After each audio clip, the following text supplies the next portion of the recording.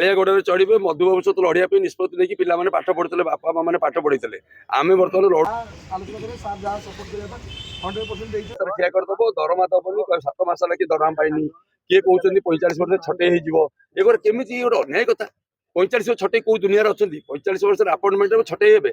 ସେଥିପାଇଁ ଗୋଟେ ଭୁଲ ହେଇଥିଲା ମତେ ଲାଗୁଛି କୋଉଠି ନା କୋଉଠି। ସେକ୍ରେଟାରୀ ସହିତ ଏବେ ଜଷ୍ଟ ଆମର କଥା ହେଲା, ଯେହେତୁ ସେ ବାହାରକୁ ଯାଉଛନ୍ତି, ସୋମବାର ଦିନ ସେ ମିଟିଂ ଫିକ୍ସ କରିଛନ୍ତି।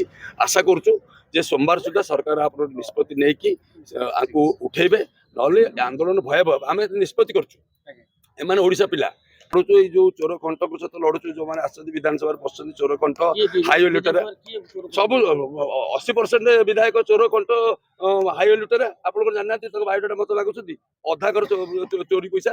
ତେଣୁ ସେଇମାନଙ୍କ ସହିତ ଲଢୁଛନ୍ତି କ୍ୱାଲିଫାଇଡ ପିଲା। ଆମେ ନିଷ୍ପତ୍ତି କରୁଛୁ ଗଣ୍ଡବାବୁଙ୍କ ଘରେ ପଶିବୁ କୋଉଦିନ, ଯଦି ସୋମବାର ଦିନ ନହେଲା ମଙ୍ଗଳବାର ପୁରା ନେଇକି ଭିତରେ ପଶିବୁ, ସେଇଠି ଆମର ଅନଶନ କରିବୁ, ତାପରେ ଥାନାରେ କରିବୁ, ଜେଲରେ କରିବୁ।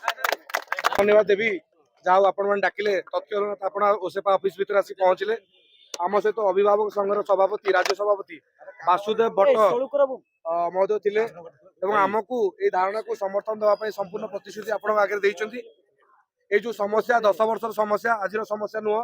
45 ବର୍ଷରେ ବିଟିର ଛଟେଇ ବା ଚାକିରି ଅବଧି ସରିଯିବା, ଏହା ଏକ ଦୁଃଖଦ ବିଷୟ।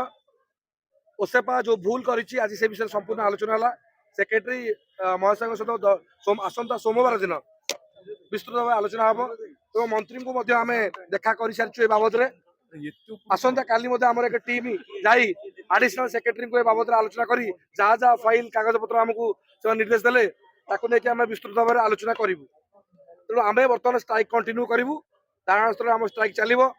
ସୋମବାର ଦିନ ଆମେ ସେକ୍ରେଟାରୀଙ୍କୁ ଭେଟିବାର କାର୍ଯ୍ୟକ୍ରମ ସହିତ ମାନନୀୟ ମନ୍ତ୍ରୀଙ୍କୁ ଭେଟିବାର କାର୍ଯ୍ୟକ୍ରମ କରିବୁ ଏବଂ ଯାହା ଆମର ଅଭିଭାବକ ସଂଘର ରାଜ୍ୟ ସଭାପତି କହିକି ଗଲେ ଆମକୁ ସେ ସମର୍ଥନ ଦେବେ।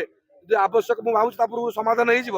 ଯଦି ସମାଧାନ ନ ହୁଏ ତାହେଲେ ନିଶ୍ଚିତ ଆମେ ମାନ୍ୟବର ମନ୍ତ୍ରୀଙ୍କ ବାସଭବନକୁ ଘେରାଉ କରିବୁ।